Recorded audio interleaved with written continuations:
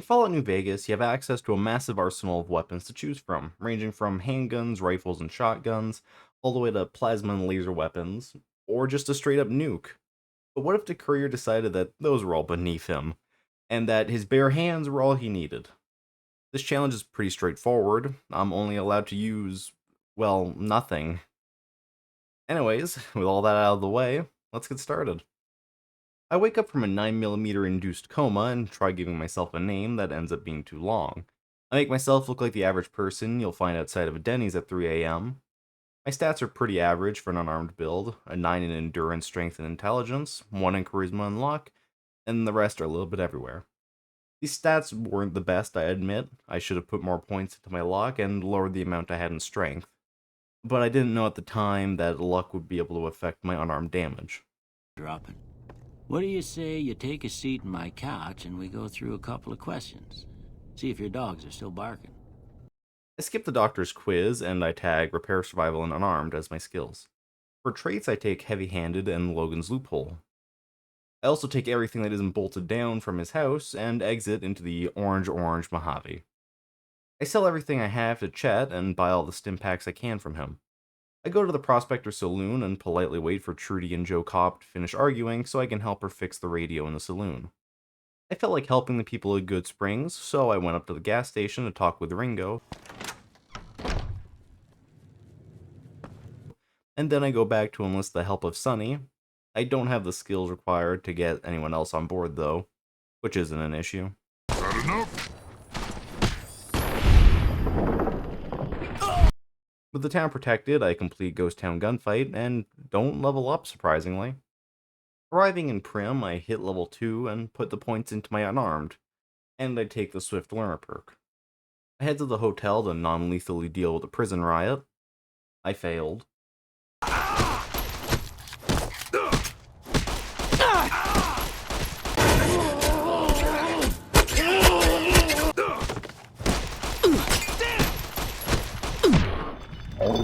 I free the deputy, sell all the junk I've collected, and agree to bring Law to Prim.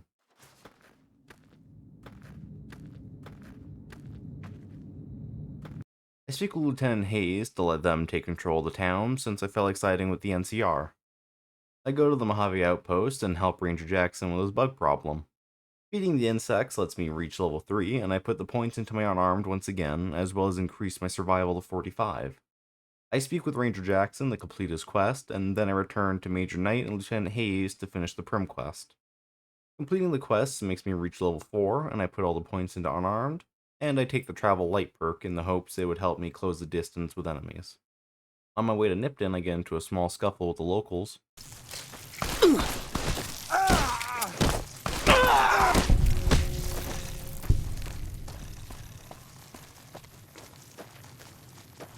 I arrive in Nipton, and I don't kill the Legion there for two reasons. Reason 1, I wanted to do Volpez's quest for the extra XP. Reason 2, I was worried I wouldn't be able to fight them, because their armor would possibly be able to defend from my attacks. I think I was right in that judgment, as you will later see. Returning to Mojave Outpost, I turn in both quests to Ranger Ghost and Sergeant Kilgore. Doing so lets me reach level 5, and I put the points into unarmed, raising it to 85. Hey! My next stop was helping the Powder Gangers that the Legion captured, but it looks like they were doing alright on their own.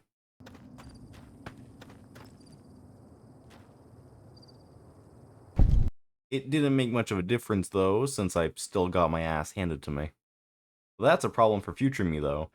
I arrive in Novak and sell everything I've collected to Cliff. Also more proof that armored enemies will be problematic. For now. But yeah, for now I'm avoiding them. Howdy. I pass through the 188 trading post on my way to New Vegas. I get a pleasant greeting from Freeside's locals, who I struggle to fight. I keep getting more scared to fight the Laggett. But for now, I've got absolutely nothing to worry about. I head onto the strip and into the tops. I hand over all my weapons. Joke's on them. I gaze upon Matthew Perry and reach level 6. Doing so lets me max out my unarmed and take the toughness perk. I try to use a stealth boy to sneak up to Benny, but it seems that he's omniscient. What in the god? No matter. Plan B. I'm gonna ring your bell.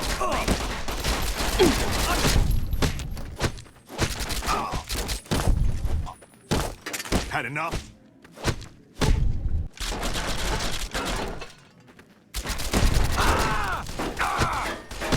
You like that? Had enough? The smackdown lets me hit level 7, I put my points into repair. Now it's time for me to leave the casino. Well, ship. Narrow stairwell technique will never fail me, though.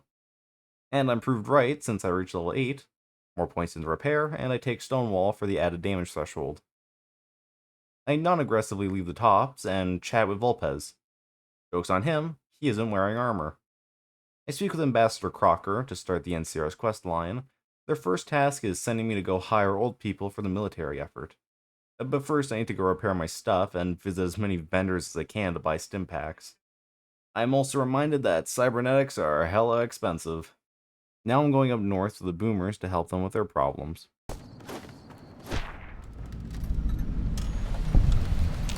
Taking travel light turned out to be a great idea since I wouldn't have made it without it.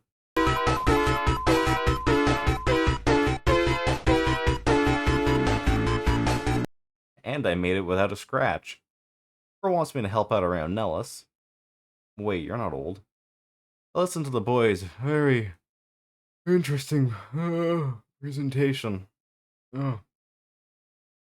Also, Obsidian, you left a typo in. Patch your game. I collected the Air Force Base snow globe while I'm here. I talk with Loyal to help fix the solar panels, and this is when I make a big mistake that wasted like an hour of my time. I head to Helios 1 and I'm not let in since I'm only neutral with the NCR. This leads to me deciding to collect more snow globes.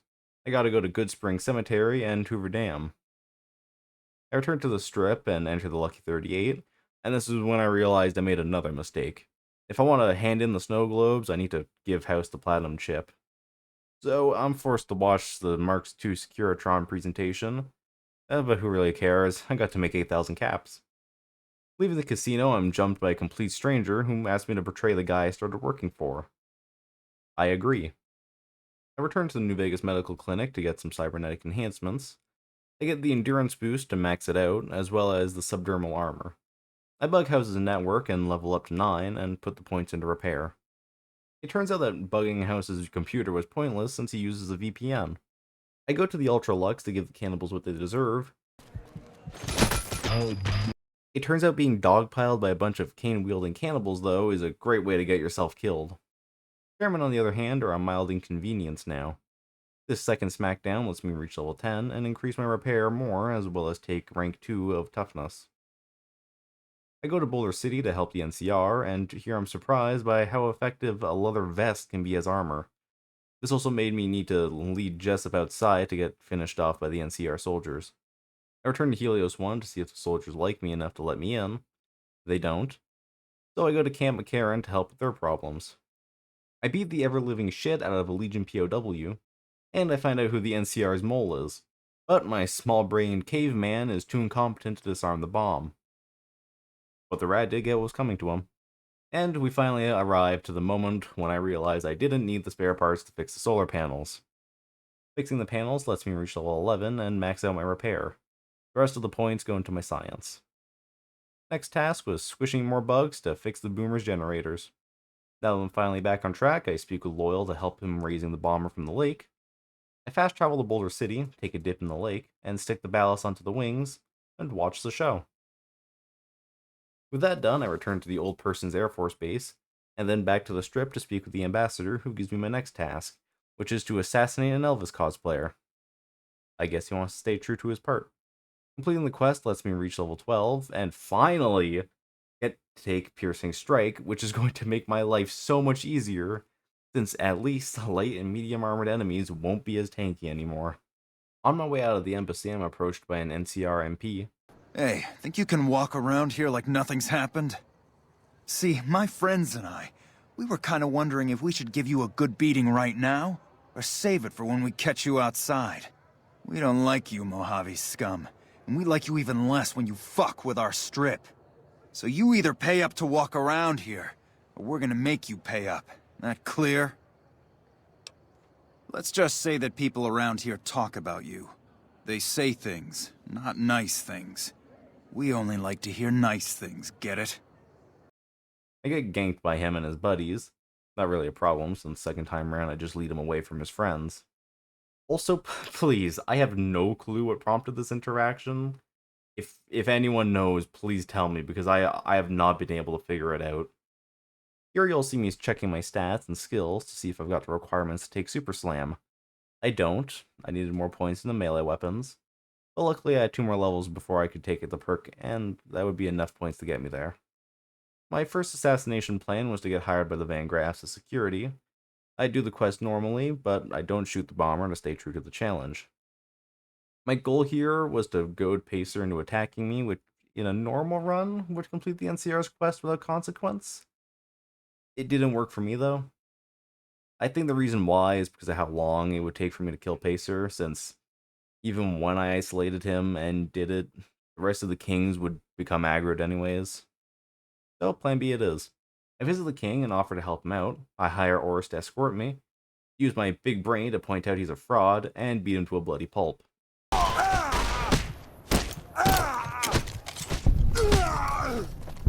The king's happy and now tasks me with going to the old Mormon fort to investigate what happened to the victim of a bad beating.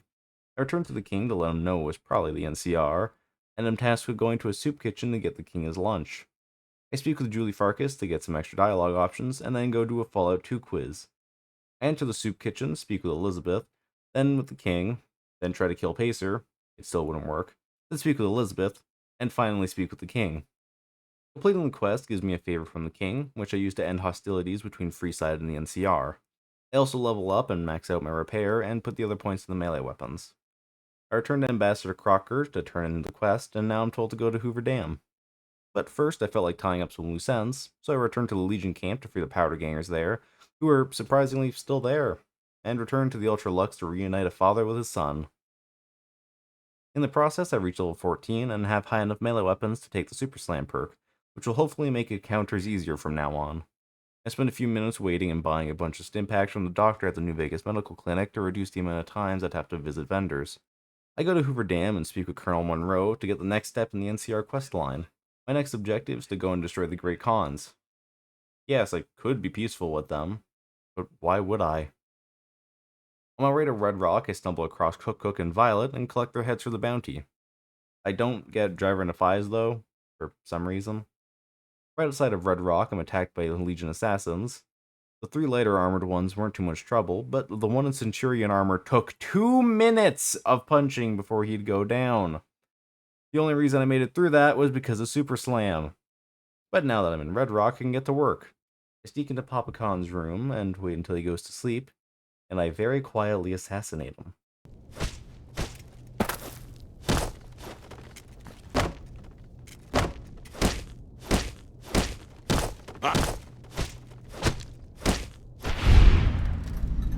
Though I did still have to get rid of the rest of them, so ultimately the effort was pointless. Wiping out the cons makes me reach level 15, and I put the points into science. I return to the Colonel to let her know I can legally be classified as a weapon of mass destruction. The next objective is to go investigate the Omertas, which I intended to do in a peaceful manner that wouldn't harm anyone. Hey, no one but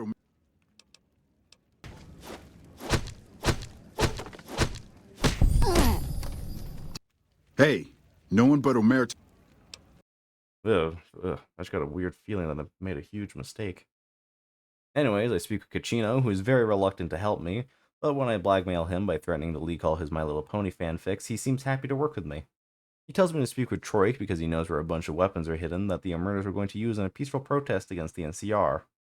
Unfortunately, he signed an NDA, but even 200 years in the future, a little bit of money can change anything. Now that Troik is free to speak, he hands me a pile of thermite and tells me to blow stuff up.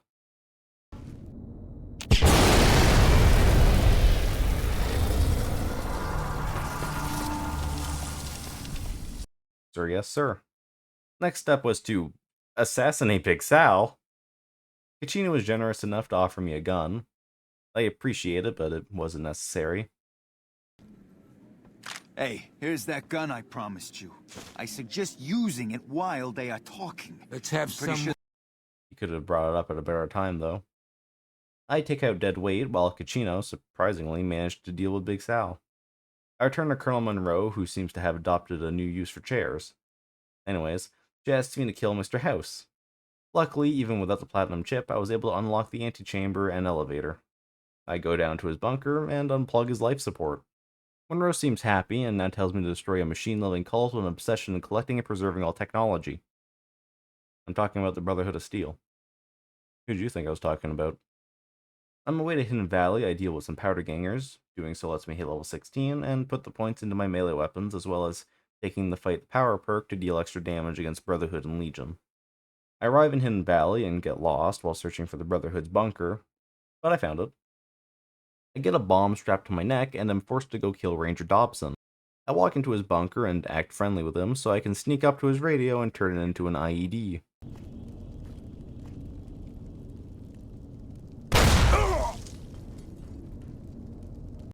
I return to Elder McNamara, who is happy with my work. I don't like being praised though, so I steal the keycards off the leaders of the Brotherhood and start the self-destruct sequence.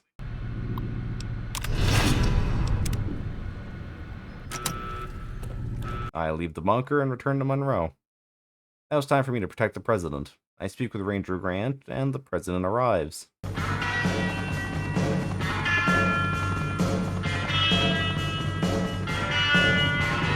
Now, I don't know about you, but nothing has ever gone wrong during a speech in an open area. Thank you, my fellow Californians, who have come so far to answer the call to service put forth by the Republic.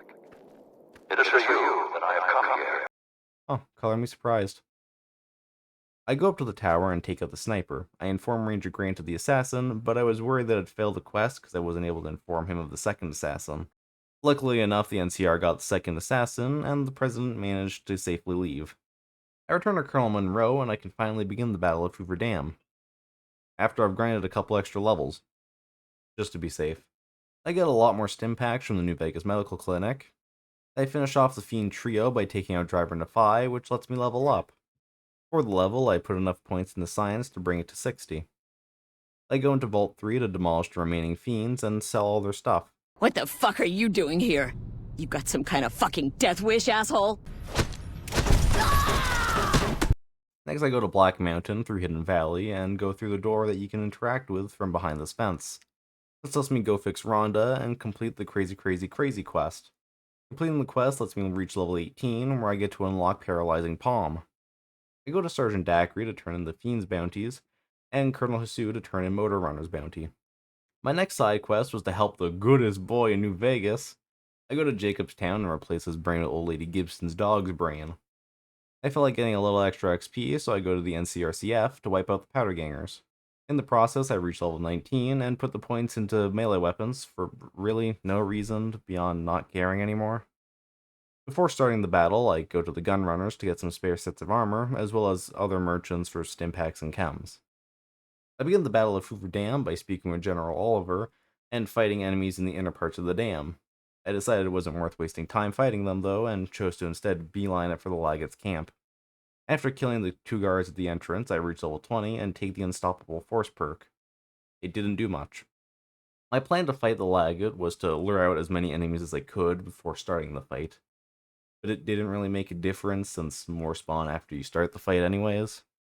But I think I was on the right track, and for the next 6 attempts I tried dealing with the other enemies first, and by my 8th attempt, I got the perfect run and could finally face the Laggot properly.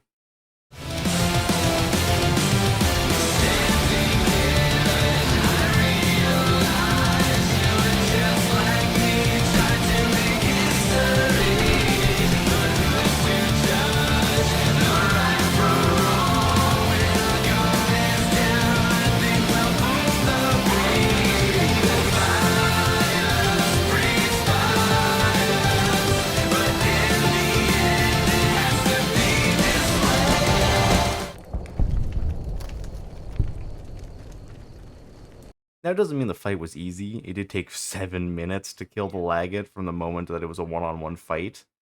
But all that matters is that I did it.